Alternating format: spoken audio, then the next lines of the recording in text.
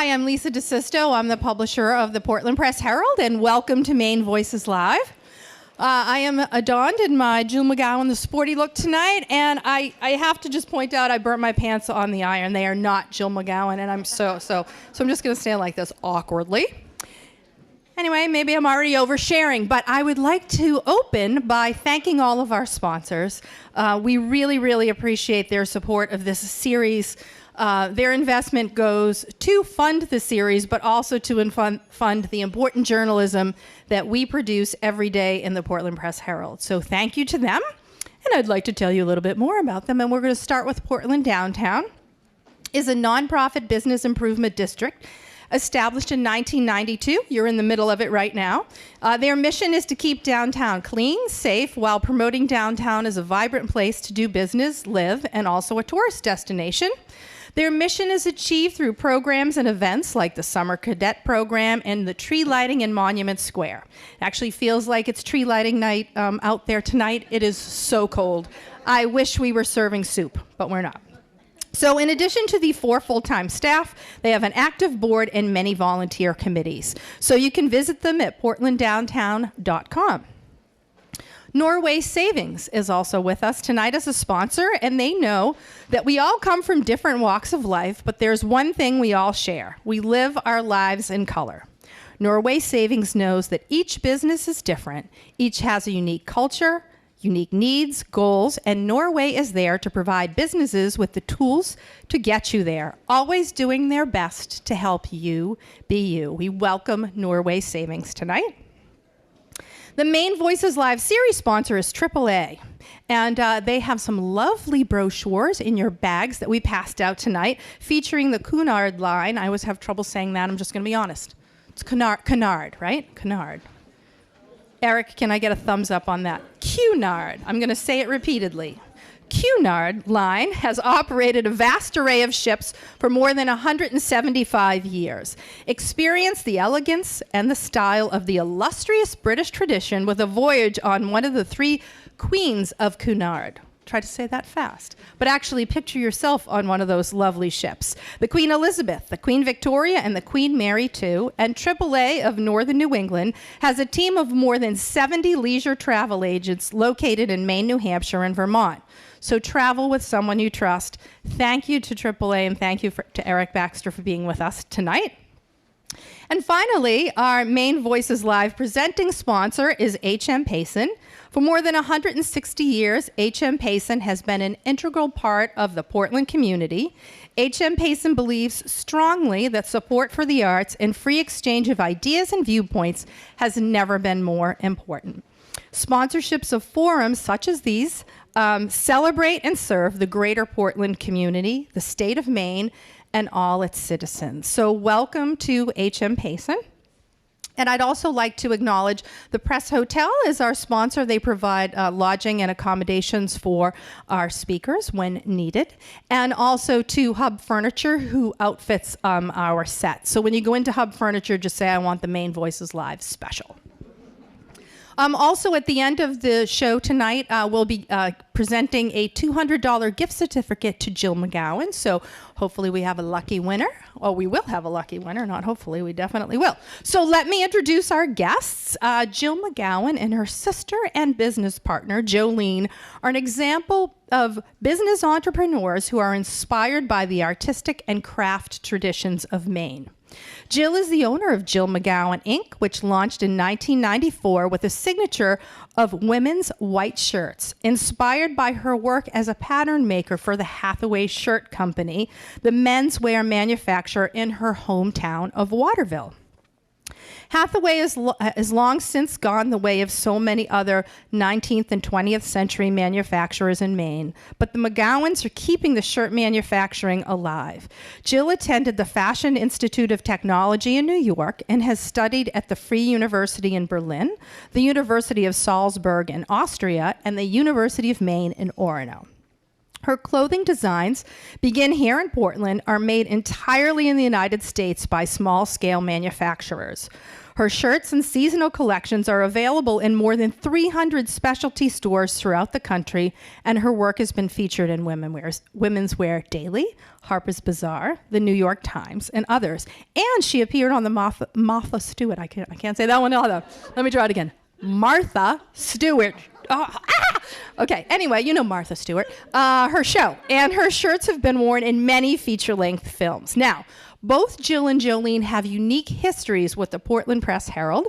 I just found out today that Jill is a former employee, and in fact, Charlie Robinson, who runs our pre-press department, is thankful that Jill decided to go on to design school because she worked days in our pre-press department, and that was a coveted position, and Charlie really, really wanted it. So he thanks Jill for her switching industries, and her Jolene has a long-time column that runs every other Saturday in the Portland Press-Herald, although she's been on hiatus for a bit, so we must ask her what the delay is and when is she going to get back into print on our op-ed page.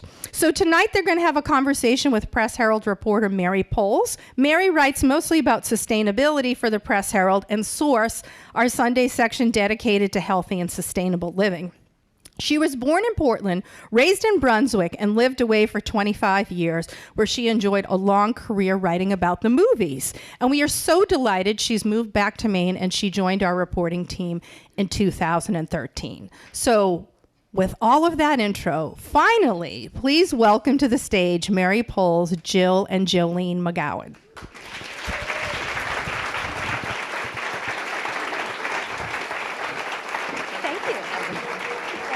So long.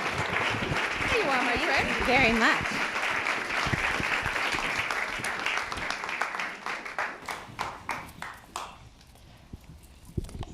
Did you leave it on, Lisa? You did. Excellent. Welcome. Hi. Hello. Hello. I'm so excited. I feel like I've been stalking these ladies for so long, basically ever since I moved back to Maine.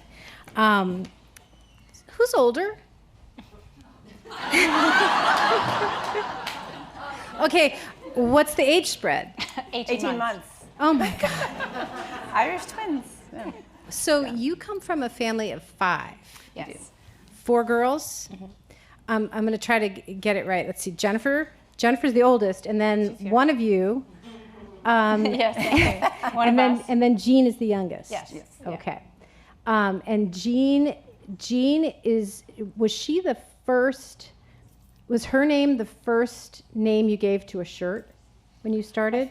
I think it might have been, yeah, Jean, and then my niece Hannah, I think, had a shirt. So yeah, we're trying to spread it out a little bit. Okay. Yeah.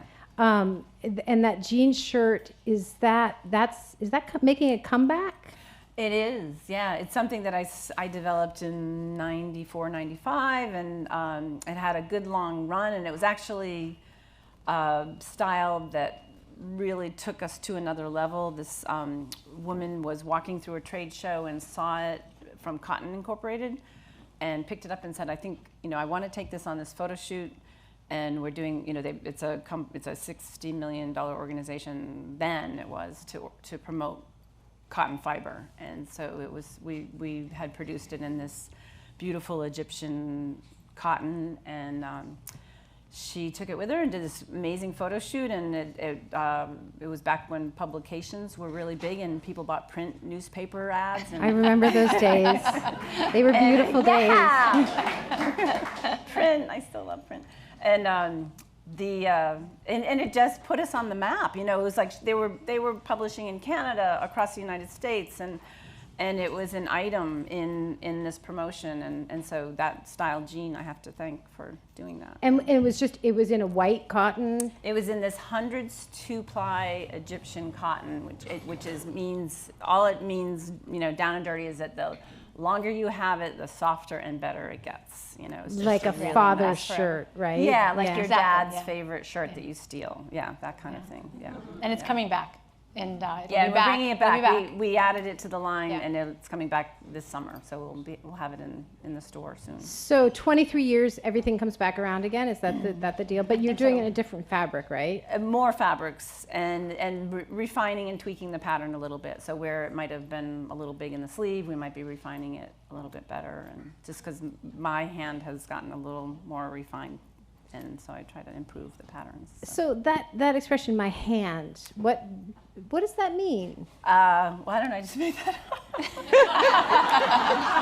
That's not true. So it's just You're a maker. You're a maker. You're just like continuously tweaking, and I think that's a maker, like a furniture maker or an apparel designer. I have a pattern making technology background, and so I'm always trying to tweak patterns to the point of our detriment where I slow the process down a lot. So.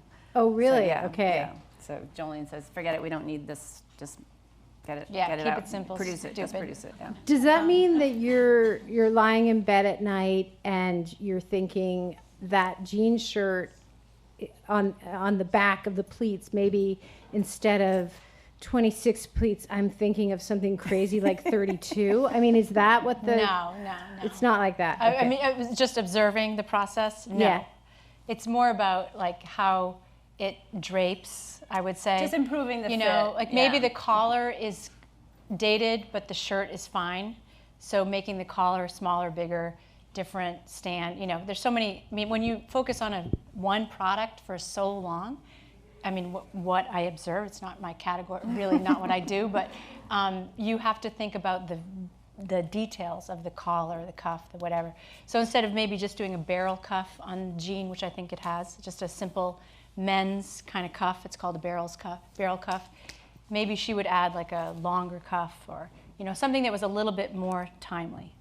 And what we've noticed is that when we have our interns around, they're being drawn to some of our older patterns, some of our bigger shirts, some things that we were just very surprised that those are the shirts that they like. When we're over here trying to get our line younger and younger and younger, and they're drawn to sort of the classic older patterns that we have in the line. So it's very that's interesting. easy. And are they doing that? Do you have a sort of a library in your office where they can go and browse? I mean, is it sort of like the closet at Vogue that we No, it's not that. learned It's an about in The Devil Wears archive Prada? archive of catalogs and sketches, so they can go through notebooks, flip through notebooks, and then, the last intern we had, Justin Desper, who's a student at Mecca, his last day he went through all of my archives, and we said, okay, just lay out what you would design for next season, and he just had probably 30 sketches, inspired by what he saw in my archives. So. Oh, wow. So yeah, it was very cool to see what interested him and sparked his creativity. So. But we have someone in the audience today that was drawn to that particular shirt at a trade show, and she wore it the whole time. And of Another course, it intern, looked yeah. fabulous on her, because it was this giant shirt on this young tiny body, and it was just, it was just perfect.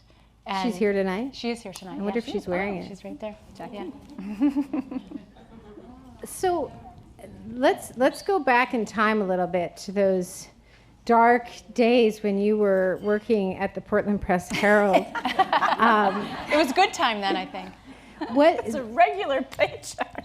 and did you apply for that job because your mother was a writer and editor at the Morning Sentinel? Was that part of the? I had an interest in journalism, and so thought that might be the track, and I tested out television, broadcast journalism, and then decided I wanted to go to print, and then just decided I really wasn't cut out for it. So that's when I realized that, my passion is really in creating things and being productive on a different scale and different level. And so I went back to design school, and that had always kind of been in the back of my mind. And I had an opportunity to work on a film project where I worked in the design end of it and helped and just witnessed how that process worked, and thought I wanted to just learn more about the process. And so that's what triggered. What was the film project? It was The Whales of August, which was filmed out on Cliff Island. Oh, Yeah, wow. with Vincent Price and Betty Davis, and I got to meet Mary Steenburgen. It was very exciting. So yeah. Wow. And Malcolm McDowell, they were married then, and so he was out there on the island. So it was really exciting. Wow. So how did you even get that job? I could sew. And so they needed someone to alter these vintage garments, and I had a skill. You know, skills are great. You know, You know how to make something. yeah, And that skill dates back to growing up in the McGowan household in the 70s, right? I mean, were you all sewing then? Yeah. were you? Yeah. Jolene? Hello. I made my prom dress Oh, that's right. and lots of things. That's right, yeah, I forgot. yeah. But then I started making money, and it was like, no, it's Was it off the shoulder? no. Oh my gosh, I didn't make it, but anyway, never mind. Yeah, we all learned how to sew, and I actually quizzed my mom recently. My mom is in the audience. Former editor of the Morning Sentinel. Thank you very much. Yeah, lovely. Yeah. And she reminded me that she taught Jennifer, our older sister, how to sew, and then we sort of all, picked it up because the dining room table was never cleared off, except for Thanksgiving and Christmas, and the rest of the time it was patterns and Projects. and It was the making. Maker Center of the It was house, the Maker yeah. Center, yeah. I didn't have a lot of patience for zippers or anything like that. And you were so that was left-handed. it. And I was left-handed. So and she it had was to a learn problem. everything It was the a problem. opposite. Yeah. And sewing machines Yeah. aren't really set up for That's right. southpaws, Well, so- everything. Now they probably are, right? Now you can probably You could buy- probably buy one if you wanted. Yeah, you but, probably could yeah. custom it out. So in my household growing up, there were 4 girls as well, more age between us, but there was definitely some fighting over stuff. So I'm imagining, how did you the damn machine is mine today, Yeah. or I need to run up a mini skirt because Yeah. there's a cute Well, guy. I think there was demand for the machine more than the actual finished product that we had to fight over because someone had worn it and it was not available. Those kind of sister Yeah. fights. Okay. Where are my you- tights? Kind of. Yeah, fights, there was more than that. But yeah. But my Jennifer, the story that we have told in our story about Jill McGowan is that Jennifer really could go up to the Five and Dime and buy a third of a bolt of fabric and make a mini skirt and wear it the next day. So those mini skirts I wanted desperately, and yes, I did fight for them, and as hard as I could, as well as the tall fry boots that laced up, all of those things. Yeah, it was a war zone pretty much. Yeah, it was right, a war zone. right. Did you, if you had to predict what your sister was going to do with her, what your sister Jill was going to do with her life, would you have thought she would end up making clothing? Well, she stuck with it, so she was all through, through Orno, through all of that, she kept sewing. She made her, wedding dress, she made my wedding dress, she made a coat, like a really complicated coat for me. I don't know why. It was lined, it was wool, it was 50s. I mean, she just had to make stuff.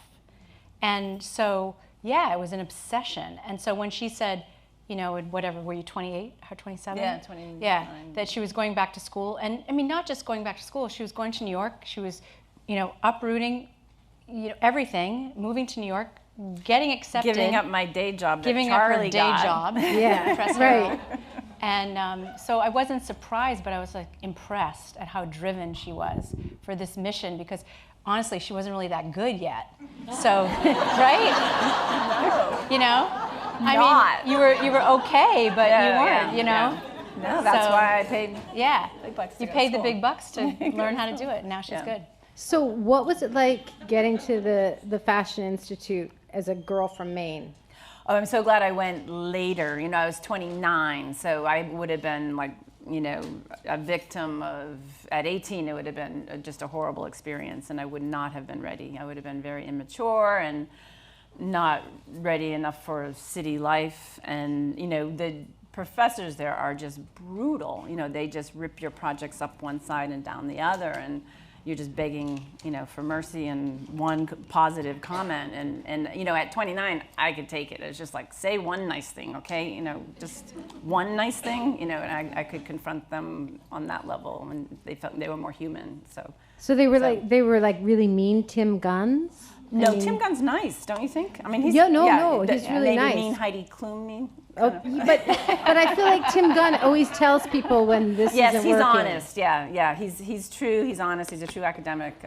Yeah. So they were, they wanted you to be ready, and so they would tell you, when you weren't. And the nicest thing that I heard, exiting the school was that I had what it took, and that made me feel so good. I heard it from more than one of my professors that, I had it, Wow. And so that was nice. Yeah. So was there sort of a career path that you were supposed to follow where you went to Europe, or you stayed in New York, or spent time in Los Angeles? What was the? Yeah. Did you buck what your colleagues were doing? Yeah, a lot of them, my peers were just moving right up the street, because FIT was on 27th and 7th Avenue, which is Fashion Avenue. And so they would just get, we had this great internship program, and they would just move into these big companies. Marc Jacobs was just Marc Jacobs was working for Perry Ellis, and, people were moving into those positions. Donna Karan was huge, and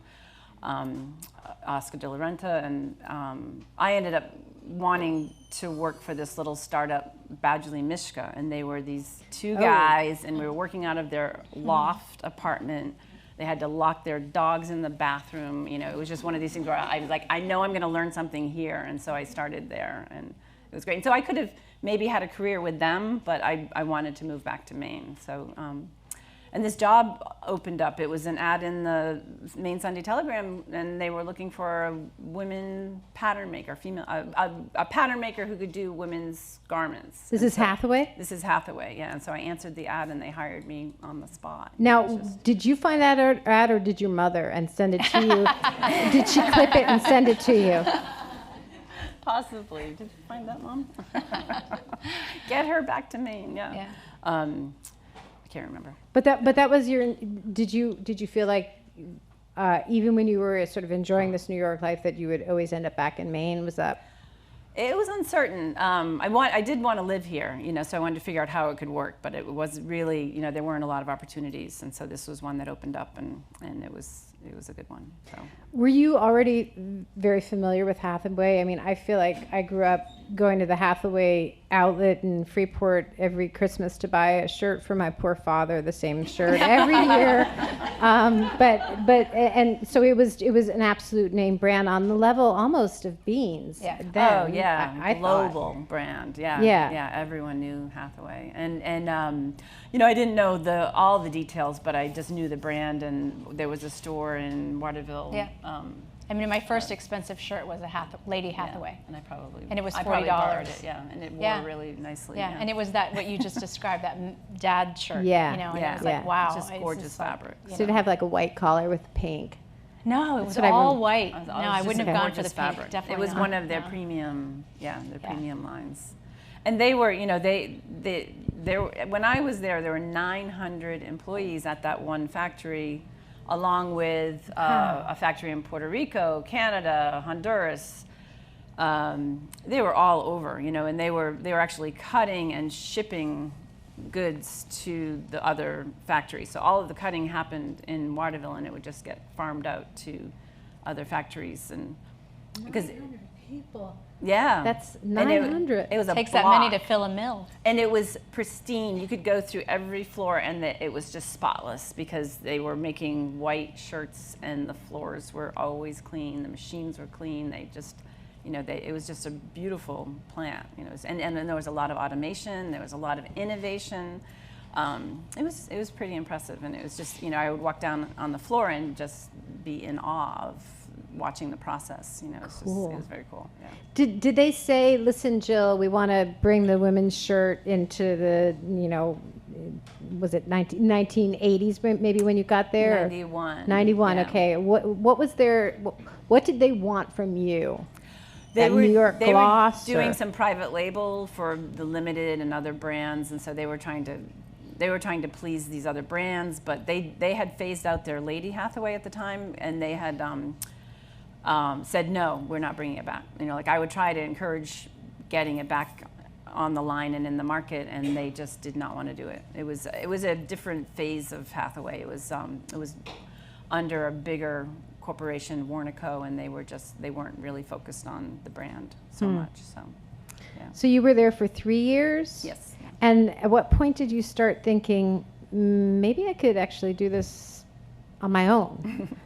Well, I heard no from 4 presidents, because they would churn through all these presidents, and so finally when the 4th president said, no, we're not going to do women's shirts, I said, okay, well, I'm going to do it, and told my boss and made it very clear that I was going to try this, and I'm like, good luck. And so I did, and so I developed a really small line with one fabrication. It was that 100s 2-ply Egyptian, which we still carry and still sell, and I made these 6 silhouettes, and I just went door to door to specialty stores. And Would that have been like Joseph's, or I mean? yeah, Amaryllis. So I was trying to pick Yeah, one store in a Amaryllis. town. So Amaryllis was the first. Cole Haan was selling women's apparel on the 2nd floor, and they were an account. And yeah, just kind of started building. I had one store after another, and then built up to 12 stores, and then found a sales rep in New York who had a showroom, and then she started opening doors for me, and I opened an account with Nordstrom, and then from there it just started. Your business was going 100% a year. It was great. It was really great. And meanwhile, you're working at Beans, right? Yeah, at the time. And what were you doing there? Working in the first community relations and then public relations, but all in the marketing. So were you slipping them, your sister's designs, or was they were very I would show up deeply with sporty? these shirts on, and it's funny, the jean shirt, which you talked about at the beginning, when Cotton Ink did the PR with Jill's shirt, they also were doing the same shoot with L.L. Bean. So the photographs that were appearing in magazines were Jill's shirt over an L.L. Bean bathing suit. Yeah. So it was weird. It's like being at work and flipping through and yeah. Wow. Cool. Yeah. And I started, I was there for 9 years and started going to trade shows with her every once in a while when I could get away with it, because it wasn't really, it was kind of like, where are you going? What are you doing? Then you got the gig with Nordstrom, so it was kind of like, so we were it growing. was sort of, like, okay, I felt like I could hire and pay Yeah. Jolene. Yeah. So it took me a long time to, yeah. Was she really demanding? I begged her on. Still very demanding. Yeah. But it was. It took me a long time to leave. And I'm always. I'm a very defensive person. I don't know. Some of you might know that, but generally, when you tell people that you left Bean, they assume you, were part of the layoff. But it wasn't like that. I left and joined Jill, and that's what happened. No regrets. No regrets. So, but your sisters, and I just wonder. Okay, Are we? So I'll bring up 2 things. One is the chicken shirt, which I can't even remember when I had this conversation with you, but I was like, oh my God, that chicken shirt is so cool. And probably everybody in here knows what that chicken shirt is. But it's a shirt with chickens, if you don't know. It's incredibly cute and colorful and lively. And I think that maybe you weren't that into that shirt? No. You didn't, I have chickens. I love chickens. But you didn't think maybe that the chickens would sell? None of us did. Jill Just Jill. Jill was the only Yeah. one that thought that chickens would sell. Yeah. We were. Up until the minute, because at the time we had a manager who was very outspoken, and we love her to death. And she now is in Scotland getting her master's, and good for her. We love her to death, but she was very clear. Jill, those chickens are not going to sell. They have to go. They have to go. I don't know why you want to bring the chickens to the trade show. We all felt that way. We were like, okay. And I would just finally say, it's your design. You really, seriously, Jill, you should be able to pick your own fabric.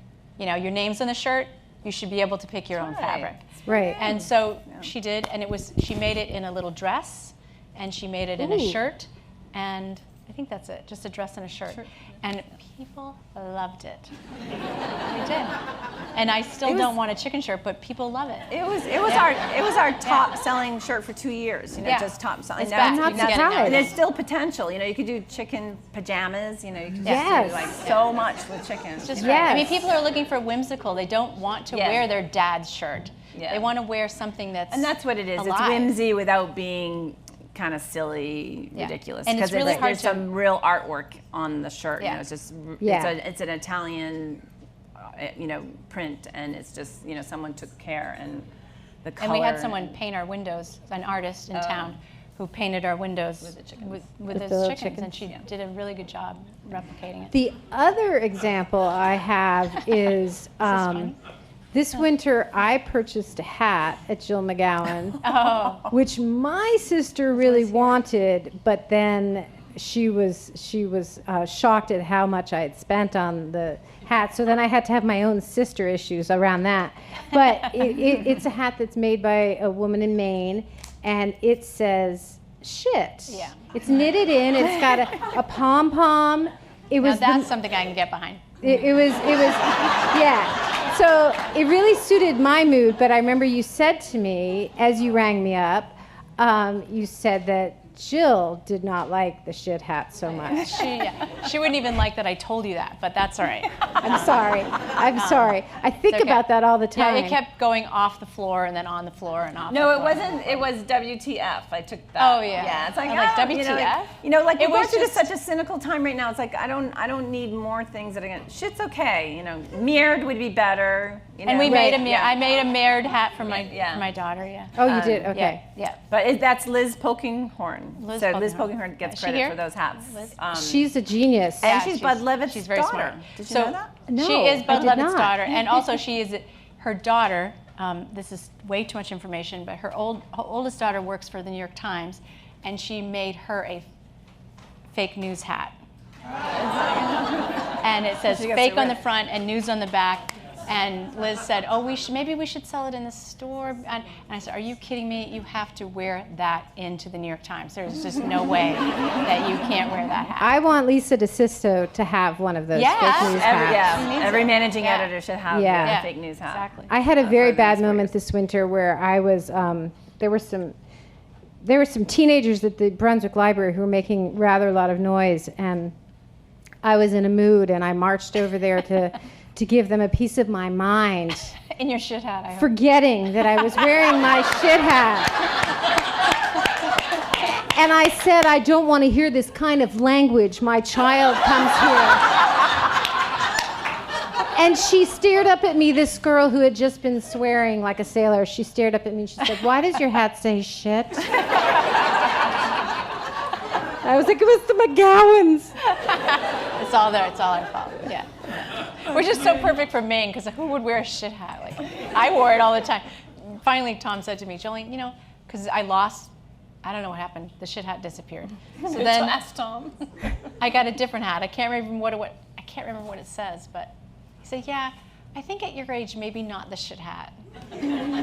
Oh no, definitely at Yeah. our age. Definitely at our age. That's how I feel. So But so do you how does it work? I mean, I think I read something where you said something like you are compatible opposites or something like that. Complete, yeah. we are definitely Very opposites. complete opposites, yeah. But also, I mean, it's really opposite sides of the same coin. I mean, it really is. I mean, you think about it. Okay, I'm older, so if maybe you guys guessed that, but if you did, we're not friends anymore. But we really are. We literally spent so much time together, like in the same bedroom. But I also always feel like we were brought up in the same household, but we saw the world from opposite sides of the room. And that's how we are at work. Yeah, absolutely. And that's what works about it. Works and doesn't work Yeah. sometimes. Yeah. I mean, it's difficult, but it's also, when you go to divide up the task, and if it's a new project, for example, doing this, we know exactly who's going to do what. There's not a lot of discussion about how it's going to happen because we've been doing it for so long. And it's almost, that sister thing where you almost read each other's minds, where I know Jolene's going to go off and do the marketing and get it and hit the deadline, and I can focus on product development and design, which is what I love to do. But the opposite part is really, the opinions that we have just go like this all the time. We have, and then we kind of finally meet in the middle somehow. Yeah. It all seems to work Yeah. out. So, and we'll always come to the table. We'll have blowouts, kind of circle back to the table, text each other. Yeah, Sorry. Sorry. I didn't sleep last night. It's always that It's is. a second marriage. Yeah. It really is. It's like, Oh, we have to sit on the same couch. But no, that is something that we have said to each other from the beginning. If we can keep coming to the table, and I don't know if that's, of course that's a cliche, but for us it's been, for me anyway, it's been always in the back of my mind. Like if I can keep coming to the table and admit when I'm wrong, occasionally. And you that's know, hard for me. then It's really hard for me to It's admit. really hard for anybody, Yeah. And when you're sisters, it's when you're family, anyone who has a family business, which lots of people have family businesses, it's not only what you're doing on a day-to-day basis, it's everything that's underneath it. And there's never any kind of tension around product. The product is what it is. It's quality. We give you might get an opinion about whether or not I want the chicken shirt in the line, but there's never like, we shouldn't be doing this. It's because I totally trust her 100% because she knows what she's doing. It would be other little things, but as far as what we're doing for the company and the business and the product, it's like, yeah. We're on the same page. They're on the same page, totally. Yeah. Do you need to give Jill a certain amount of creative time where because you're dreaming up these designs where you need to go off and be at the shore for a while or is this only. like yeah. no that's the fantasy. I'm telling you like a Nancy Myers movie version of your life. That would be Saturday mornings, that I show up at work and get stuff done. But no, well, and we only see each other one day a week. So we have schedules where we This is the most time we've spent together all week. Yeah. So It's only we Tuesday. have schedules where I might be scheduled in the store. Jolene has a day. We work 4 days a week. Try to do the 4-day-a-week thing, which really is nice to have that extra day to catch up. And it works. And I thought, I take Fridays to kind of regroup. And play I hockey. just thought, and I Play play hockey. hockey. I do play hockey Friday morning. Women- That was my hockey team. They're here. They said they come. And I just kept thinking, one day Jolene's going to ask to trade for my Friday. One day it's going to happen, and I'm not going to want to give it up. And then I don't know, maybe a week later she's like, I just love having Mondays off. I'm like, It's pretty great. It is so pretty great. that opposite, Yeah. just that. Yeah, small, just yeah. that That was like, opposite. so. Yeah, but it's I don't know. She doesn't have enough time to that's design like and 1% dream. of your- But we do both take our vacations in the summertime, and when Jill comes back, I do notice that we have a deadline, which is a trade show in the fall. So you have to design the line. But there is this burst of creativity that I see from her because it's been downtime. It's been like key. cooking Coming in back there. excited about what you want to produce. You're kind of moving towards a slightly different sales model now, right? I mean, you've been out at 300 retailers across the country, but you're going to do more online sales now, right? Mm-hmm. Yes, yeah. There's so much turmoil and upheaval right now in retail and brick and mortar. Macy's closed 60 doors, I think, and J. Crew is in trouble. Like all these big brands are really in trouble because they have such expensive real estate, and online has just taken over so much business. And so, by observing that, we just think we've got to regroup, and our tiny specialty stores are hurting, for that reason, and so they're scaling back their orders, and so we're seeing. We've got to really take charge. And so one of the steps that we took was opening our own retail store in Freeport, and that serves us really well. Now we have a place to showcase our line, and we can test product there, and then the next focus, we're going to focus next on building an online business, which would be more direct sales. Because we have. Go ahead. So our retail stores are very nervous about online, and for good reason, but I think now it's even more compatible. It's like if someone is in the Hamptons, they can find our shirt, but they might go back to the Midwest and they'll be able to buy a second one. but they purchased the first one at one of our specialty stores that we sell Yeah. to. So. But the specialty stores are a little nervous that they will lose the business of the people who come back for Right. the Jill Yeah, McGowan. But the that's prices a are the concern. same, so there yeah, shouldn't we be. don't yeah. compete price-wise. We try to match their prices for the most part, and sometimes even it's a little bit higher online. So we don't discount product online. But they do in Freeport.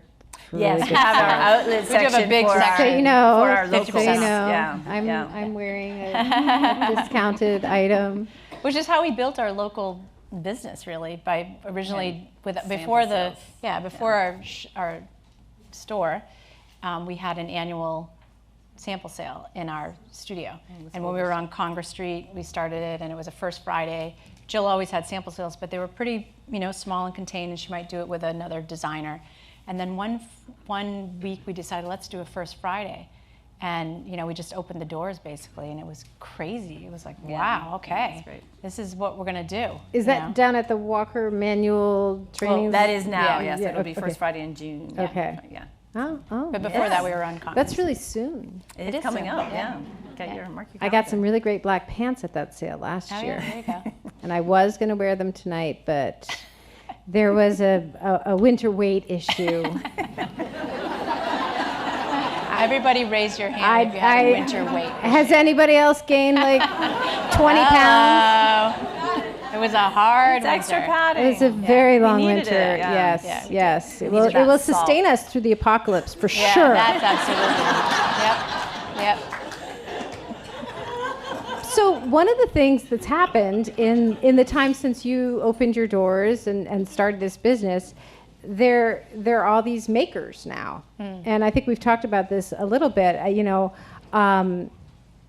You guys are not sweet little makers stitching in the kitchen or at the dining room table the way you used to, but I wonder how it is to be out there in a marketplace that is so driven by these little pattern designers who are doing it in their kitchens. it's amazing. Is it?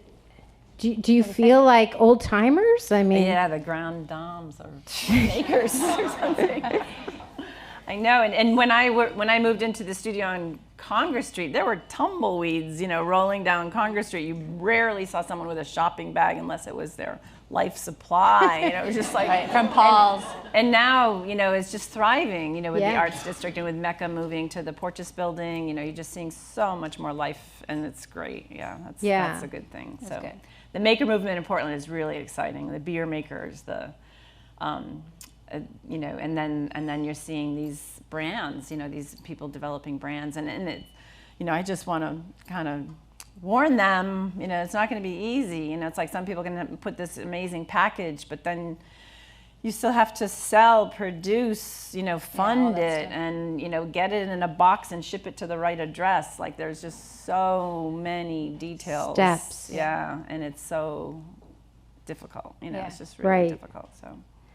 I picture you as both of you as being the kind of people who, because you are so deadline driven and highly organized, and there are so many steps that in your home lives there are lists upon lists and everything goes really smoothly. Am I dreaming? Yeah, no, that doesn't happen. Am I projecting? Totally. I don't know. Are you projecting? It's definitely not. That's not my life. No. Not mine. No. But then again, I'm not making the intricate patterns. No. But I would just like to say about the maker thing that. What was I going to say about that? Oh, this generation, and we talked about this a little bit more, but this generation of makers and anyone who's starting to be a maker and has decided to tell everybody about it, they have something that we didn't have, which is this kind of instant, way to create a logo, a brand, a website, a presence, And Etsy. and it's like a you resource, you can have three things designed and create a slick presentation that the rest of the world would think that you really were a big company. I mean, this is really a different way that the new makers, I'm not going to say young because everybody is in the game, are coming up.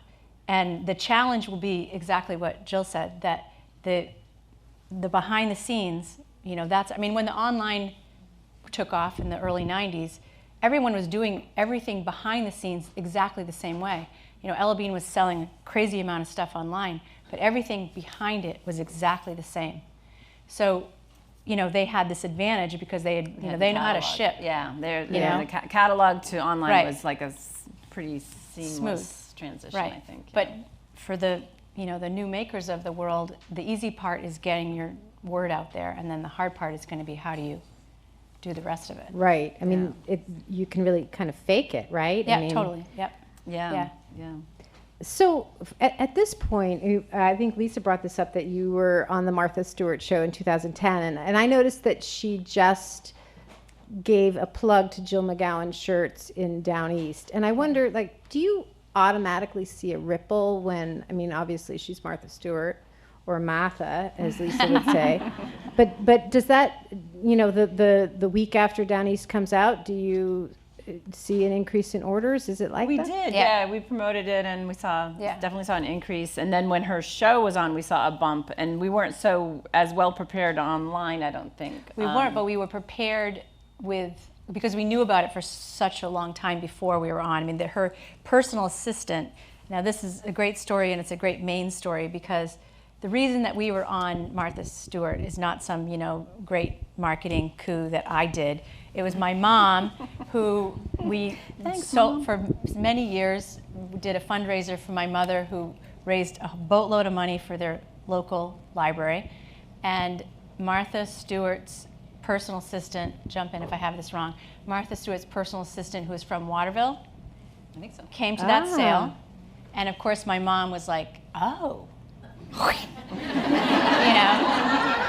She was just like on it, and the next thing we know, we have the name of the personal assistant, we took care of she takes care of the Seal Harbor house. Yeah, so not anymore, but she did. And so that happened, and she just became this huge fan, and is responsible.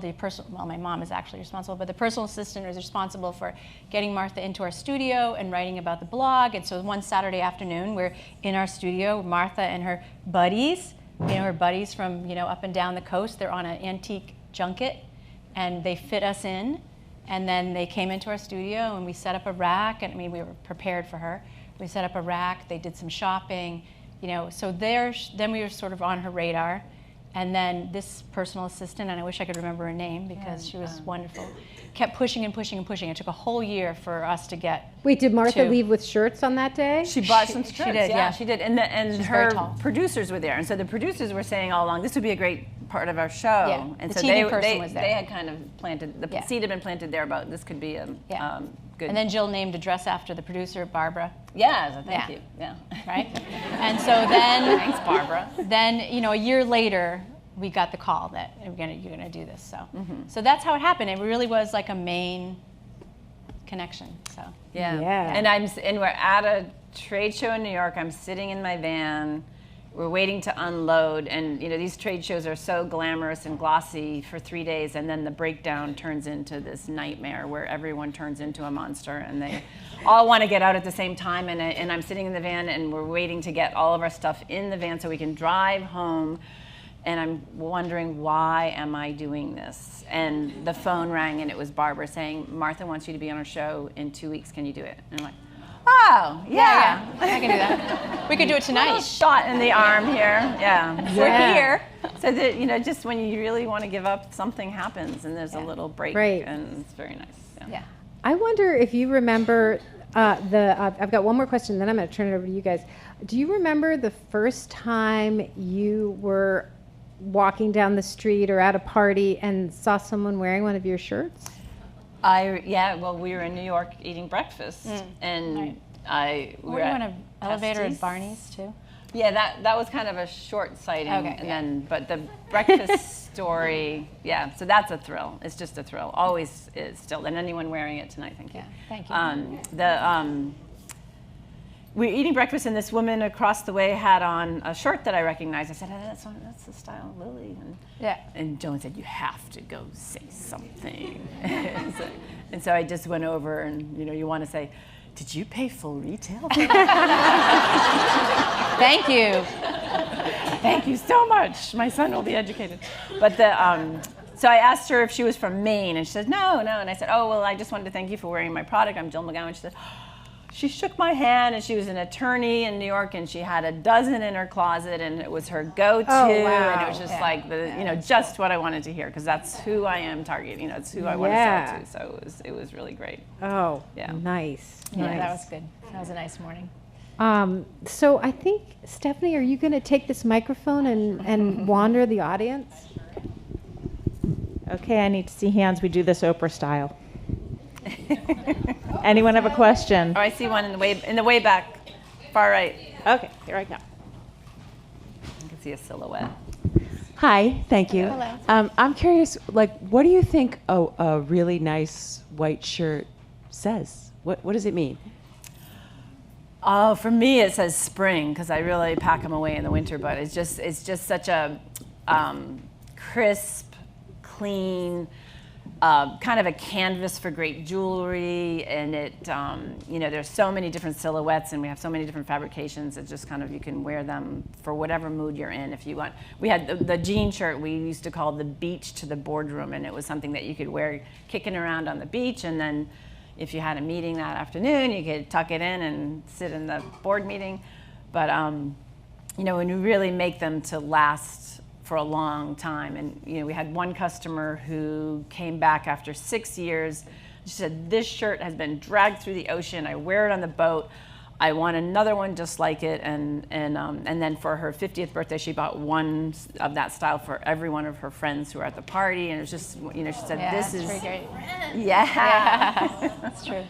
Yeah. Or replacing a collar too. So I think it's it's an investment piece that you'll have in your closet, for a long time. And that's what we're trying to do. Just trying to make quality for to minimize your closet, but to maximize the time frame, the longevity. Okay. Gotcha. Come on back. Thank you so much. Very inspiring. Thank you. Thank you. Any advice you'd give for a new maker? Start slowly. That was the advice I was given from Cynthia Rowley, and I think that was really good. I met her. She was giving a talk like something similar to this, and she just said, go slowly. And I think that's just, if you've got a huge investor behind you, I'd still go slowly, because you don't want to burn through a lot of money, someone else's money, and make expensive mistakes, make small, less expensive mistakes. But build good relationships with your customers, because you want them to return and you want them to be happy. So that you might come across these disgruntled, customers. You want to make them happy, and those who you think will never ever be happy, you just move on to the other customers who you likely will make happy. I want to know what he's making. Yeah, what are you making? What are you making? Men's jackets. All right. Oh. Yeah, and then narrow it. That's another. I started with the white shirt deliberately, because I knew how vast the women's apparel market was, and I just wanted to focus on one item, one product, and kind of make my name on that. So if it's just men's jackets, stick to that and don't get distracted. Anyone else? I have a question in the balcony. Hello. Oh see boy, hold on. You won't be able to see me. I'm an old family friend. This is, I see you. It's Steve Buxton. Oh, hey Stevie, I used to babysit for you. Yes, you did. I told my whole company that. Hi, Sally. Jolene babysat for you too. I don't think he needs a mic now. Yeah, I'm getting. No. So they say success is 1,000 failures. Yeah. Do you feel like that's true. been your experience, or are you more on top of that? No. Yes. No. I'm not. It is, and you don't want to fail. And it's also circumstances. Like you get set up in circumstances with, I talk about 2008 too much, but we lost half of our customer base over the course of 4 years. Half of our base gone. Either they went bankrupt, they closed, they retired. So we had to build it back up, and we had to scramble, and that's when we opened the retail store. So yeah, a lot of failures, and not because we're not trying. Yeah. Yeah. He must have been fun to babysit. That's enough of that. I remember you guys always had donuts at your house, and I love Yeah. that. Yeah, because we went through all the cupboards. Yeah. Oh, sorry. This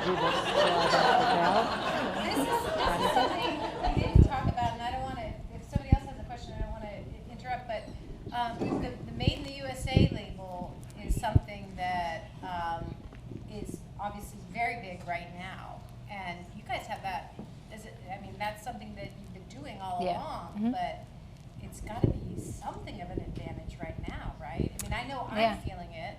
I think it is. Slow fashion, and now I don't want to buy anything Yeah. except things that are made in the States. Yeah. Yeah, and you know, my price, our price point is high, and but it's more the fabric, and so we're buying, you know, this premium quality fabric from Europe, and so the cost is actually something you're taking home, you know, and I don't feel bad about that, you know, and then the labor is our second highest cost. You know, if we did go offshore, we'd probably save, you know, 1/10 or more in labor.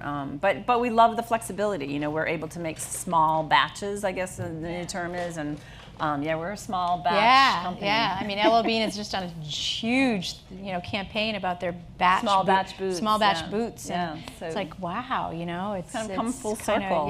Yeah. But as we've talked about before, I've always felt like we're tracing this trend of Made in the USA that we've always had. And so that's a challenge. Even though we can say we're made in the U.S., you still have to sell a high-price shirt, and you have to sell it. You know, you have to sell the quality. And women have now had 3-4 decades, or 2 decades maybe, of being able to buy the cheapest things possible. Yeah, And it's- comparing prices and going, you know, as just the race to the bottom. You know, the race to the bottom of quality, and especially, you know, young folks.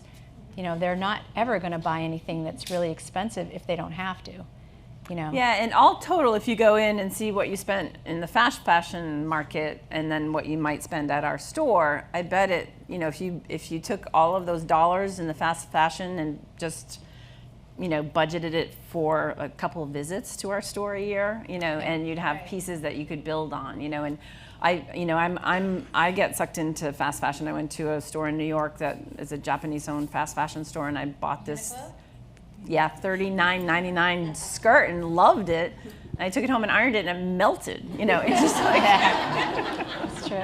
Yeah. So yeah, things shouldn't melt. You know, fabric should not melt. But So you have to hit. I think you have to hit, especially, you know, young people who are coming into the kind of consumer world. You know, they don't have the money yet to buy expensive things. You know, they don't have a car yet. They don't have whatever. But you have to hit them on the quality and the emotional level, really. That this is a product that. It's like the reason that I bought my white Hathaway shirt. Yeah. That was $40. I mean, I bought it because I knew it was a good shirt.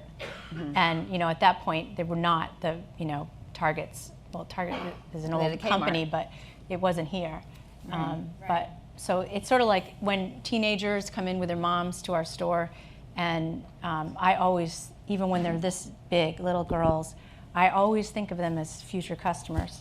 And I know that sounds weird, but it's just if you show them respect and kindness, and they'll have a good experience in the store and a good experience with a salesperson, and they'll get that they don't actually have to have a horrible experience, you know, by going to the mall. So I think that's just a really, I think that's just really important, the kindness, the respect that you show all different age groups when they walk into your store, boys and girls, you know, just that it's really important. And the best stories are when they're borrowing their mom's Jill McGowan's, you know. Yeah, someone came in today because we have something going on right now for Mother's Day where you can bring in a gently worn Jill McGowan, and then we will donate it to Dress for Success, and you can have 30% off a new item. And so that's one fun to see old things come back, because today a Kate wrap shirt in black came in. I was like, wow. At first I thought, this isn't ours, and then I looked, oh yeah, it is. And yeah, we designed it. yeah, we did. And but Winky Yeah. just shot her daughter in some of your shirts. She right? did, yeah. yeah. She saw this shirt on Instagram, that I had taken a picture of on the cutting table, just like a super simple Instagram shot. And she's like, I love this shirt and I want to shoot it. So she did. There was a question over here, I think. Yeah, this question's for Jolene. When is the column coming back? I look every Saturday for it. When is the column? Yay! Yeah. Bring it back. I know. The chickens are taking up so much time. Not the shirt, the chickens, yeah. Soon. Yeah, I don't know. I mean, there are a lot of writers out here and around, I'm sure. So you miss a couple times and it's like, unless someone's making you do it, it's really hard. Yeah. Yeah. They weren't making So, you do it. yeah, it's too hard. I love it when it's done. It's great. But yes, it'll come back. Hi, Jen. I love reading the stories. You sent me a column that talked about your dad's restaurant. Barney's. Hi, Dad. Oh, there he is. Yeah, he had the first. He's the we think original it's the maker. first farm to table. He's the original maker. He's a visionary guy. He's just like, I want this restaurant with the menu simple, clean. We're going to buy local fish, fresh cut steaks, lobster, of course, and Corn from up the and road. corn from the farm up on the hill from where the restaurant was in West Pittsfield. So it was very cool. 1979, I think, is when he started that, and it was this destination, like a summer destination for a lot of. There were a lot of area summer camps, and so the parents would, parents on the weekend would come and love So it the was food. like a lost kitchen that you could get into. Yeah. Yeah. That was it. You're out there. And It was like a lost It was kitchen, no actually. reservations. Yeah. Yeah, no reservations. No. Not 10,000 calls. So I have the winner. Oh, Thank you for donating I hope $200 it's not a relative, I hope. gift certificate. I don't know. Do you want to look before we did a random drawing of everyone who checked in, and is Elizabeth Hunter in the audience? All right. Yeah.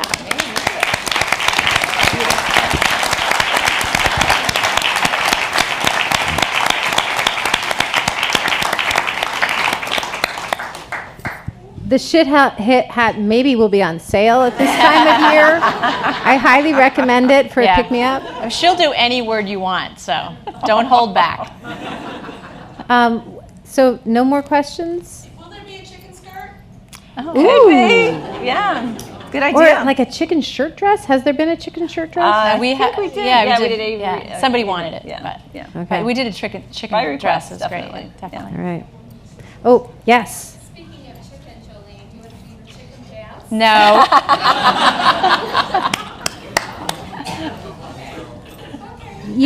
Can you speak up? Later. It's Nancy. I know. Hi, Pat. As a fledgling maker here in Portland, I'm wondering, what, So are we. a little further along, wondering what you consider the biggest obstacles of being in Maine and Portland for your business, or challenges. Not so much. The resources, early on were more available, but